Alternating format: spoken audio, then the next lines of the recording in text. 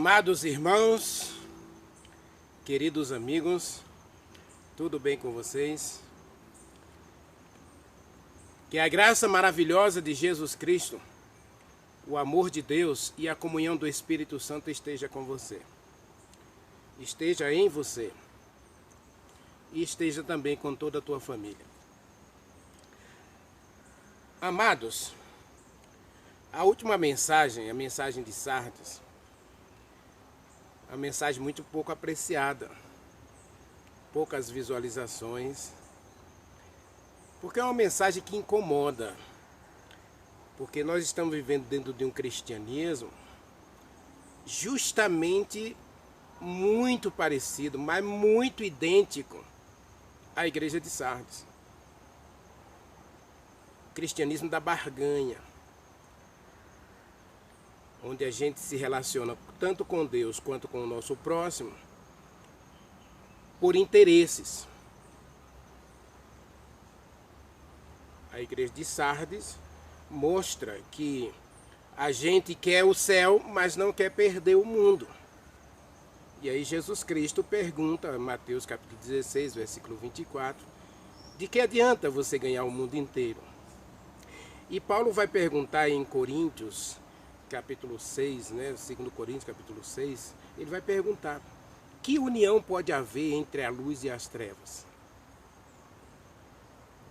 Que relacionamento pode existir entre um cristão que ama a Deus e guarda os seus mandamentos e um cristão que simplesmente é nominal, que está interessado em apenas agradar a si mesmo?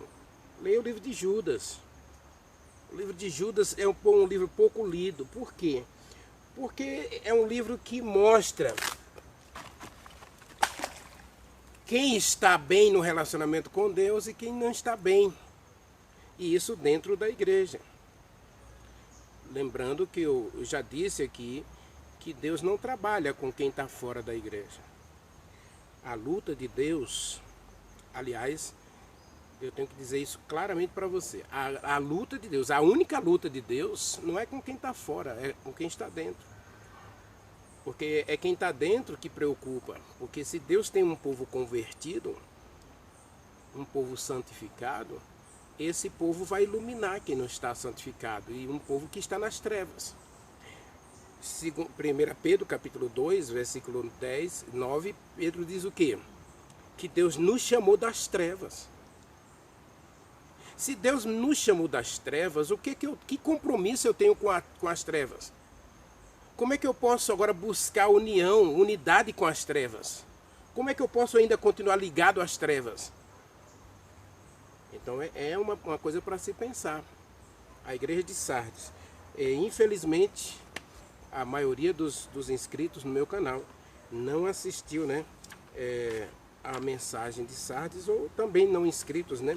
Eu quero agradecer a todos você que é inscrito, a todos vocês que ainda não são inscritos, por assistir às mensagens, né? Eu não posso perceber a quantidade de pessoas que assistiram a mensagem dos não inscritos, porque isso não fica registrado no YouTube, certo? Mas quem assistiu, por exemplo, pelo Facebook, quem assistiu pelo Twitter, quem assistiu pelo WhatsApp mesmo, ali cai o vídeo, você abre, ele abre uma janelinha, você assiste ali no WhatsApp. Eu não sei precisar quantas pessoas assistiram, mas eu quero agradecer a todos vocês que assistiram. E se você assistiu, compartilha. Compartilha, porque com certeza Deus tem outras pessoas que precisam ver essa mensagem. Tá bem? Se inscreve no canal, deixa o like para a gente promover o vídeo. Deus é contigo. Vamos orar. Maravilhoso Deus, meu querido Pai, Criador dos céus e da terra, eis-me aqui, Senhor, diante de Ti. Ou melhor, eis-nos aqui. Eu tenho muitos amigos aqui que me acompanham nesse canal e fora dele, que assistem às minhas mensagens. E eu quero a Ti, Senhor, neste momento, pedir, suplicar que visite cada um deles e que derrame uma bênção especial na vida e no lar de cada um desses seguidores e não seguidores, mas que assistem às minhas mensagens. que a bênção do Senhor hoje repouse no lar de todos aqueles que assistem minhas mensagens. E que o Senhor faça uma visita especial a cada um deles, a cada uma delas, e que todos os meus seguidores sejam hoje ricamente abençoados pelo Senhor. Não sei o problema que estão enfrentando, não sei as lutas que estão travando, mas eu sei que existe um Deus poderoso, Pai amoroso, carinhoso, que pode cuidar de cada um deles. E que pode socorrê-los, pode ajudá-los, pode fortalecê-los, acima de tudo pode dar vitória a todos eles, em suas lutas, em suas batalhas, em suas dores, em suas lágrimas. O Senhor tem o seu odre, então abre o teu odre para aparar as nossas lágrimas, para armazenar as nossas dores. Meu Pai, cure a gente, faz um milagre na vida de cada um de nós hoje, Pai. Aceita a nossa adoração, aceita o nosso louvor, aceita acima de tudo a cada um de nós. Perdoa-nos onde temos falhado e temos falhado miseravelmente, porque o Senhor tem a sua revelação plena, que é a tua palavra. E quantas vezes, Senhor, nos desviamos da tua palavra? Quantas vezes fugimos do assim diz o Senhor? Quantas vezes fugimos da responsabilidade do obedecer, da responsabilidade do seguir, do aceitar a tua vontade? Tenha misericórdia de nós, ó Deus, e ajude-nos, ilumine a nossa mente e o nosso coração, para que em nós, ó Deus, não seja achado nada que contamine, nada que nos desvie da tua verdade. Porque o Senhor vem buscar um povo incontaminado, ou não contaminado com as impurezas deste mundo. Então, Senhor, purifica-nos de todo mal, perdoa todo o nosso pecado, apague toda a nossa transgressão. Nós oramos ao Senhor e te agradecemos, te pedindo agora, Pai, a iluminação do Espírito Santo, para que Ele fale conosco e nos ilumine para entender e praticar a tua palavra. Nós o adoramos, agradecidos em Jesus Cristo. Amém. Amados, chegamos então à igreja de Filadélfia, a famosa igreja de Filadélfia. Todo mundo gosta da mensagem de Filadélfia. Inclusive eu vi em alguns vídeos aí o pessoal dizendo que o melhor período da igreja de Deus na terra é o período de Filadélfia. Eu não vou dizer que é o melhor período, amém? E eu não considero o melhor período da igreja de Filadélfia. Para mim o melhor período ainda foi a igreja de Éfeso e a igreja de Tiatira, porque apesar de haver perseguição, problemas, a igreja de Tiatira ainda permaneceu unida e fervorosa na pregação do Evangelho. Foi graças à igreja de Tiatira que o Evangelho, que a Bíblia chegou à igreja de Sardes. Preservar a Bíblia foi o principal papel da igreja de Tiatira. A igreja de Tiatira é uma igreja da palavra e que preserva e conserva a palavra. E mesmo em face da morte, ela não nega a palavra. Ela é fiel até a morte. Mas aí nós chegamos à igreja de Filadélfia. A igreja de Filadélfia, Deus diz... A igreja de Filadélfia começa em 1833 e vai até 1844. É um período curto, 11 anos apenas. Tá? E nesse período a igreja passa por 3 momentos cruciais, porque senão ela não sobrevive. Primeiro, vamos ler o texto. Ao anjo da igreja de Filadélfia escreva: estas coisas diz o santo, Jesus Cristo, né? O santo, o verdadeiro, aquele que tem a chave de Davi. Olha que o Apocalipse começa dizendo que Jesus Cristo tem a chave. Ele tem a chave da morte e do inferno. E aqui diz que tem a chave de Davi. A chave de Davi é a chave do reino, né? Ou seja, ele tem a chave que inaugura o reino de Deus na terra. E aqui nós já estamos chegando ao final do período da história da igreja de Deus na terra. Chegamos em 1833. Em 1833, Deus assume a chave, o controle dos reinos da terra. E agora Deus começa a direcionar os eventos mundiais, os acontecimentos históricos. Deus começa a direcionar para despertar a igreja. Vamos ler. Aquele que tem a chave de Davi, aquele que abre e ninguém fecha, observe, e aquele que fecha e ninguém abre. Deus agora ele assume o controle da história dos acontecimentos, dos eventos mundiais, para mostrar ao mundo, revelar-se ao mundo e trazer ao mundo uma verdadeira reforma na religião. Conheço as tuas obras, e eis que tenho posto diante de você uma porta aberta. Eu vou falar vamos falar muito dessa porta aberta aqui, tá bom? Essa porta aberta aponta para 3 direções. Eis que tenho posto diante de você uma porta aberta que ninguém pode fechar. E sei que você tem pouca força. Entretanto, você tem guardado a minha palavra. Então, o primeiro direcionamento dessa porta é o retorno definitivo, imediato à palavra de Deus.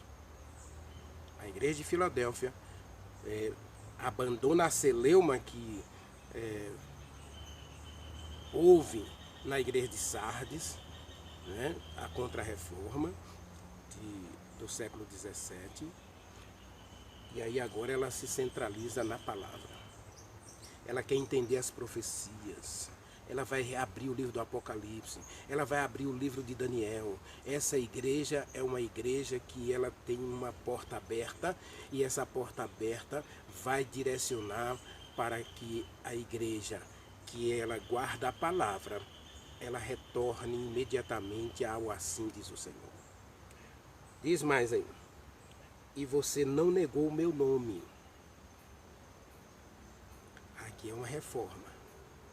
Jesus Cristo está falando de uma reforma profunda no pensamento religioso.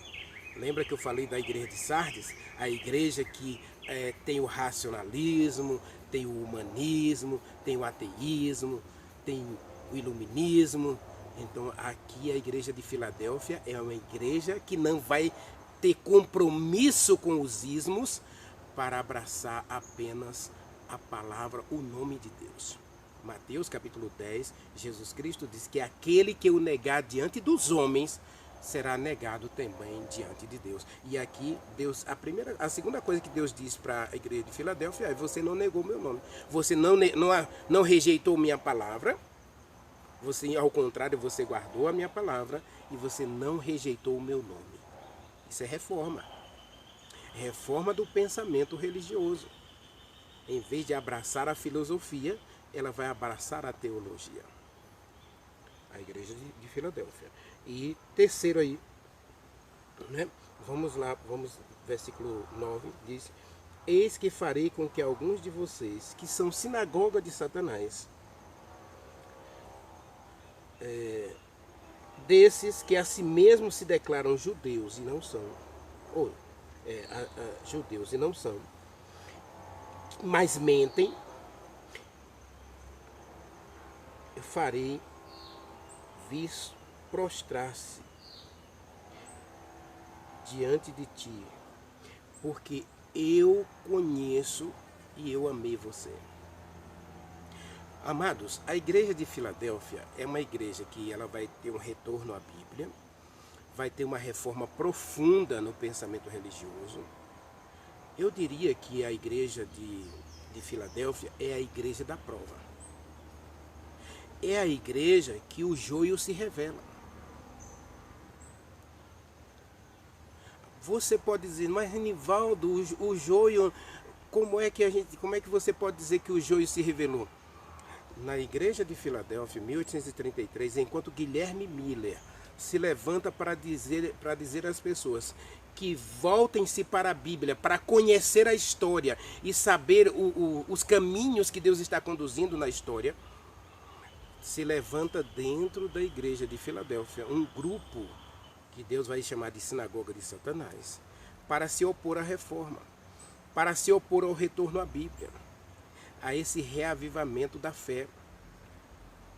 Quantas pessoas se levantaram para criticar Guilherme Miller, para desestimular, enquanto Guilherme Miller e outros estavam gastando-se e gastando seus recursos para propagar a vinda de Jesus Cristo em 1843, a princípio, e depois 1844, quantas pessoas se levantaram para se opor, para mofar, para zombar da pregação? Mas eram pessoas que também estavam com a Bíblia na mão. Pessoas se levantaram para fazer oposição, e eram cristãos.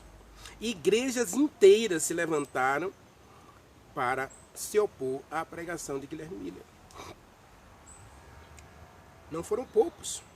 Aliás, foram poucos os que se aliaram à pregação do Evangelho. Por toda a Europa, houve um retorno à Bíblia.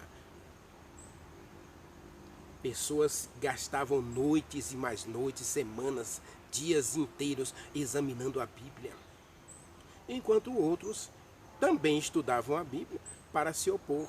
Ou, de Bíblia fechada, começavam a usar a filosofia para combater os ensinos de Guilherme Miller.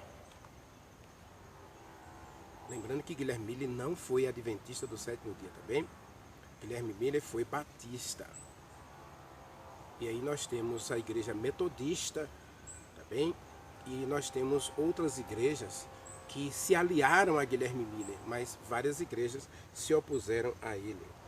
Né? E aqui diz, você tem pouca força, significando que havia um grupo, denominado Sinagoga de Satanás, que se levantariam para combater a verdade. Mas Deus diz, eu amo você. Por isso que muita gente diz que a igreja de Filadélfia é o melhor período da igreja, porque Deus só tem elogio para essa igreja.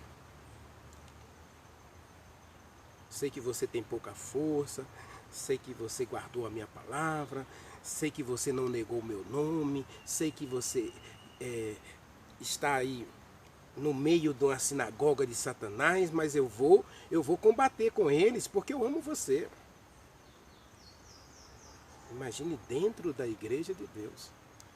E nós vamos chamar de igreja de Deus hoje o cristianismo moderno. Deus vai dizer de um pouquinho dentro da igreja, dizer assim, eu amo vocês. Eu amo esse pouquinho dentro da igreja, porque esse pouquinho está fazendo o quê? Eles vivem a palavra. Eles vivem pela palavra. Jesus Cristo diz, não só de pão viverá o homem, mas de toda a palavra que sai da boca de Deus. Essa é a igreja de Filadélfia. Ela não nega o nome de Jesus Cristo, enquanto alguns exaltam a filosofia, o evolucionismo, né? A origem das espécies, a explosão cósmica. Enquanto as pessoas hoje estão exaltando a ciência, o grupo de Filadélfia exalta o nome de Deus. Lembrando que é 1859, dentro ainda desse período, né? Já dentro da igreja de Laodiceia, que surge a teoria da evolução de Charles Darwin, em 1859, 1858, 1859. Né? É lançada aí a teoria da evolução das espécies. Então, quando a teologia está sendo combatida e destruída, se levanta a igreja de Filadélfia para dizer que existe um Deus, Criador de todas as coisas. Essa aqui, não negar o meu nome, significa que ela não nega que há um Criador, há um Deus vivo, há um Deus real que conduz a história e que tem as chaves. Né? Aí diz o versículo 10, você guardou a minha palavra, mais uma vez Deus, você guardou a minha palavra, você perseverou nos meus mandamentos, agora é hora de eu agir em seu favor. Eu vou proteger você da hora da provação que há de vir para o mundo inteiro. Então a igreja de Filadélfia é a igreja da prova. E nessa prova o joio se revela. 1844. O exame, lembra que é a igreja da reforma? Mas não é uma reforma apenas da igreja. É uma reforma da fé individual.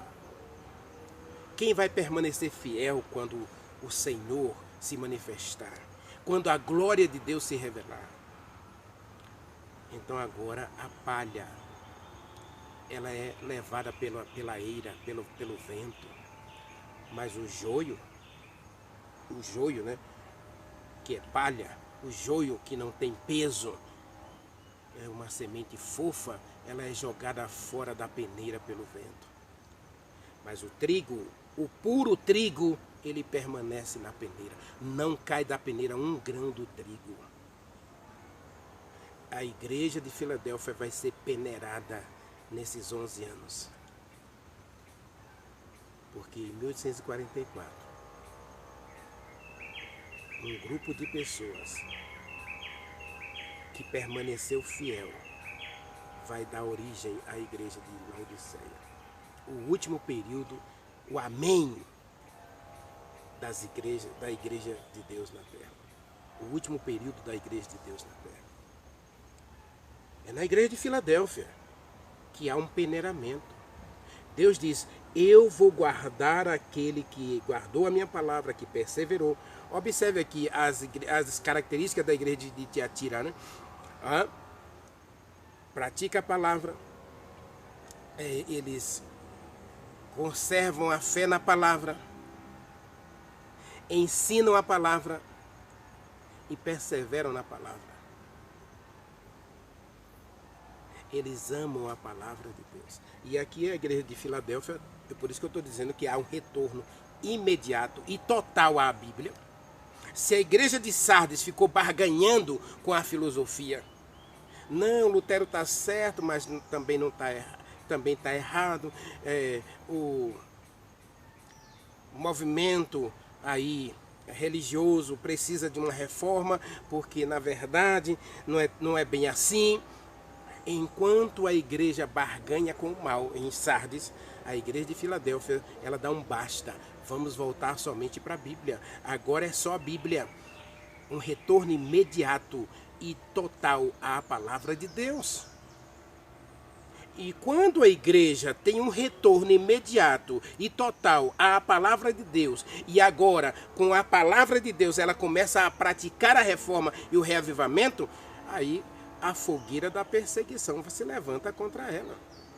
Toda vez que a igreja se apegou à palavra, toda vez que a igreja amou a palavra, perseverou na palavra, teve fé na palavra e ensinou a palavra, Satanás se opôs a essa igreja.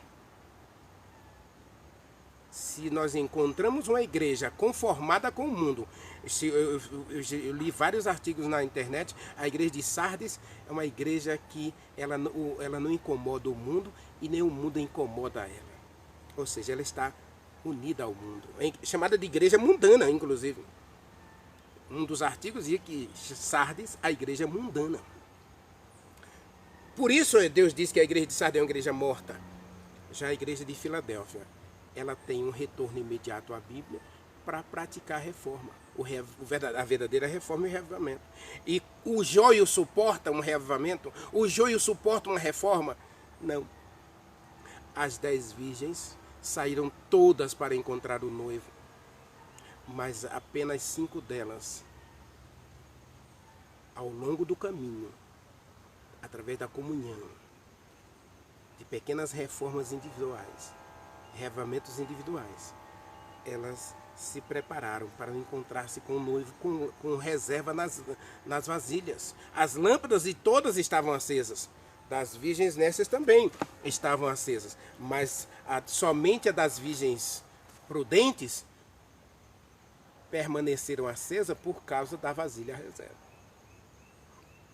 Quando a igreja de Filadélfia começa em 1833 a proclamar a Bíblia, levar o povo de volta para a Bíblia, e agora começam a gastar dinheiro e se gastar tempo ensinando a Bíblia, levando as pessoas a examinar a Bíblia, buscar na Bíblia, entender a história, entender o momento que estava vivendo e entender que Jesus Cristo estava voltando, e inclusive eles proclamaram a segunda vinda de Jesus para 1843 e depois 1844, aí lógico que o joio vai se revelar.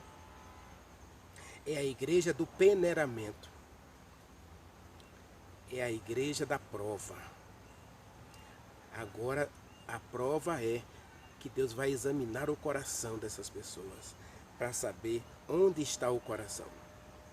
Jesus Cristo disse: onde estiver o teu coração, aí estará o teu tesouro. Onde estiver o teu tesouro, aí estará o teu coração. A igreja de Filadélfia vai buscar na palavra de Deus como se busca um tesouro escondido.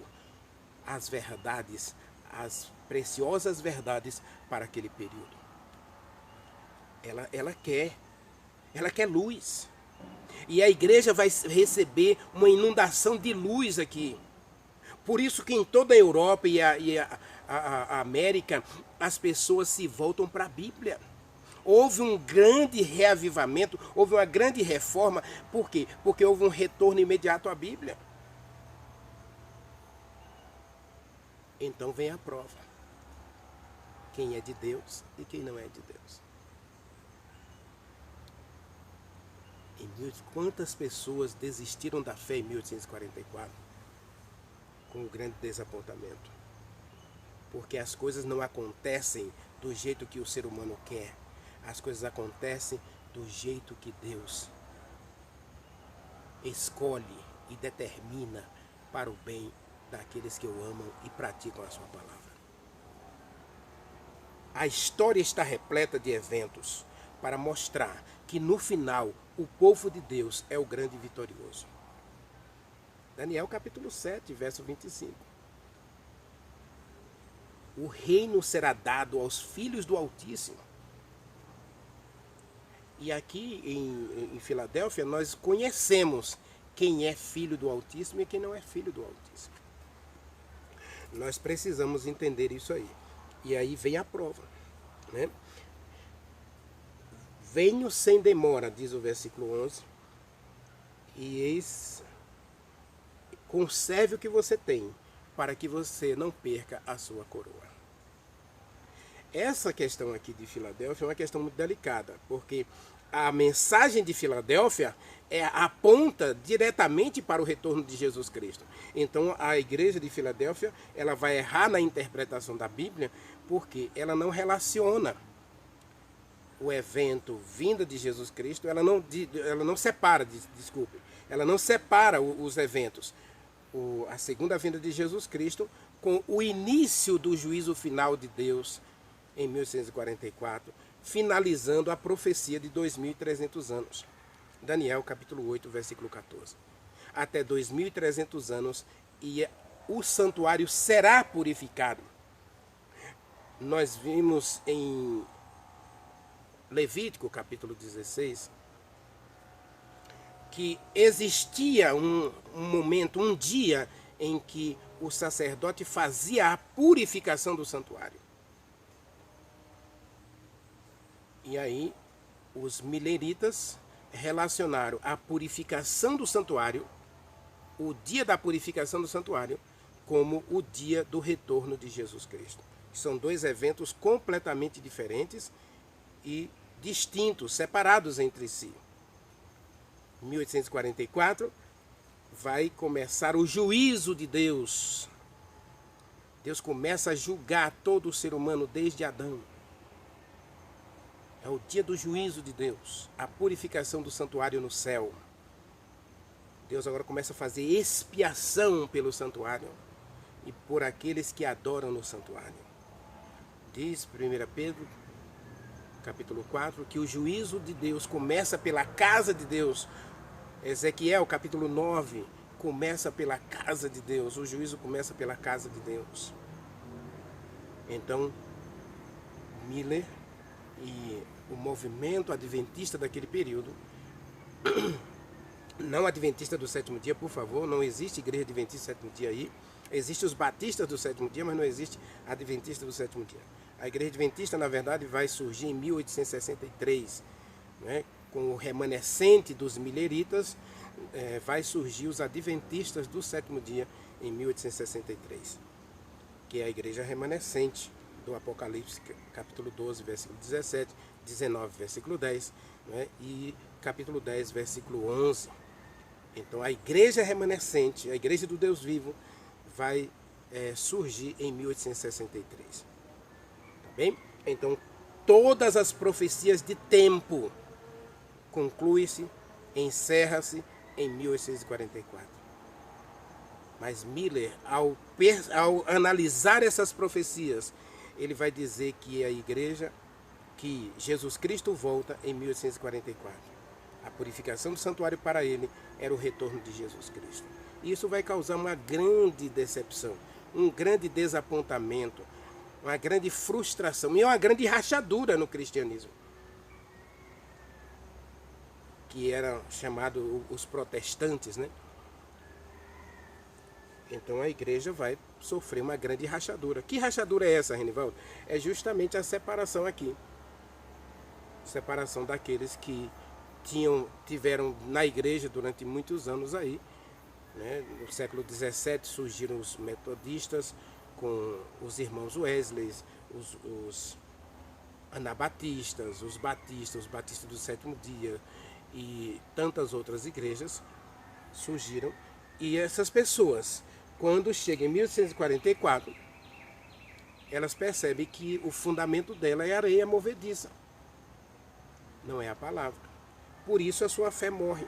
Quantas pessoas negaram a fé e rejeitaram a fé e desistiram da fé a partir de 1844? Por quê? Porque Jesus Cristo não veio. A interpretação estava mal direcionada, digamos assim, né? Não estava totalmente errada, porque na verdade o evento não era o retorno de Jesus Cristo à terra, mas era a entrada de Jesus Cristo no santuário no céu.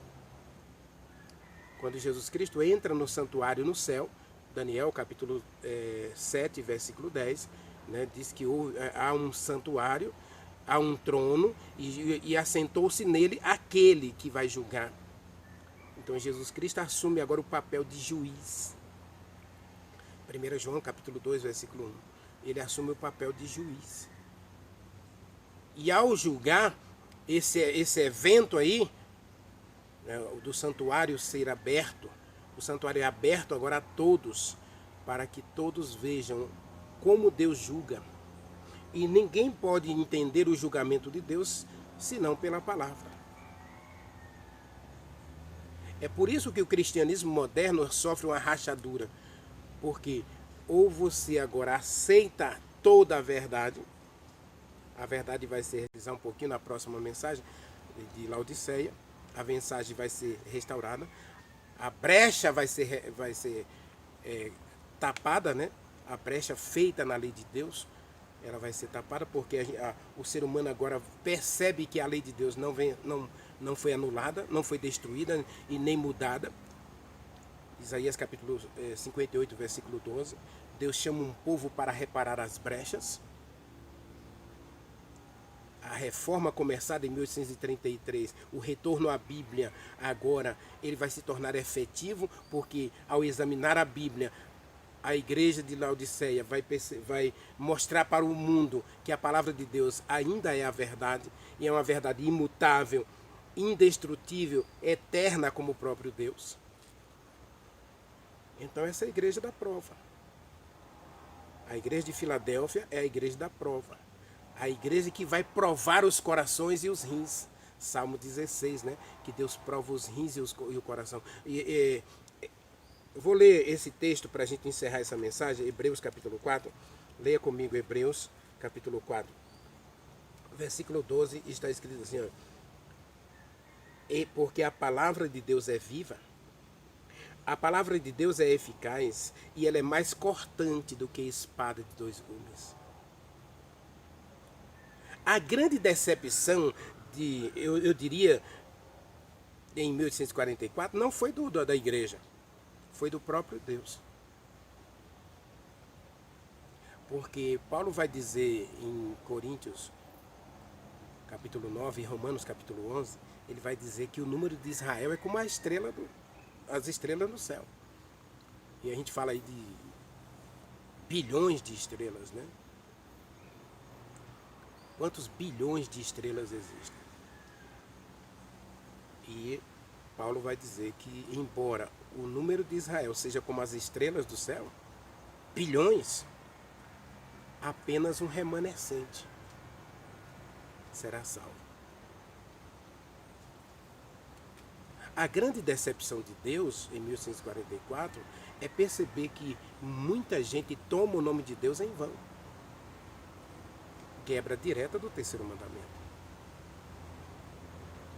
Observe, leia a carta de Filadélfia. Muita gente diz que é o melhor período da igreja. Tudo bem, em termos teológicos, em termos escatológicos, perfeito. A igreja de Filadélfia é, sem dúvida, o melhor período da história da pregação do Evangelho. Mas também é o pior. Porque é nesse período que Deus conhece. E Deus mostra para o universo uma igreja cheia de joio misturado ao trigo.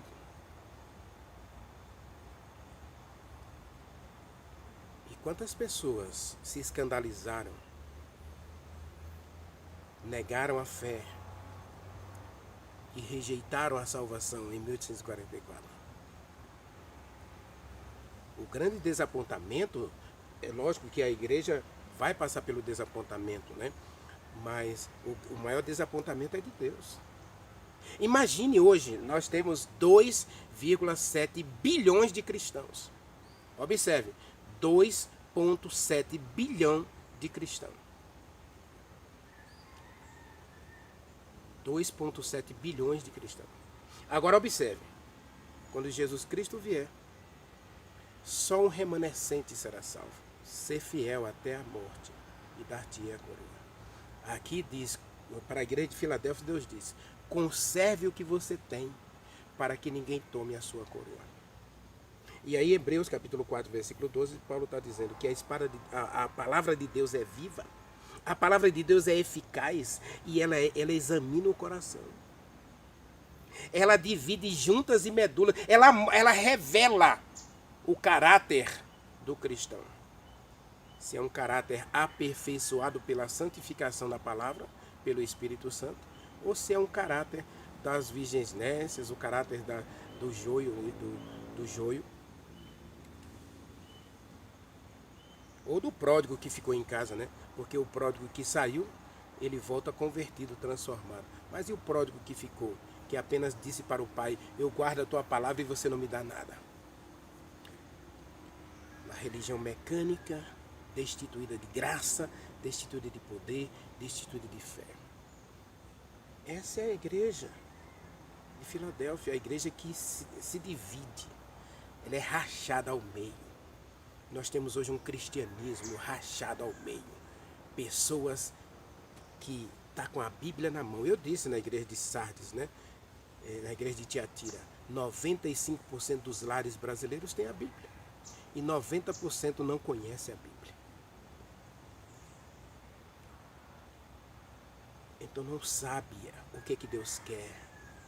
Por isso é a religião do interesse, a igreja de Sardes, a religião mundana, que barganha com o mal para ter paz, para não ter perseguição, para não ter problemas. Deus não está interessado nessa religião.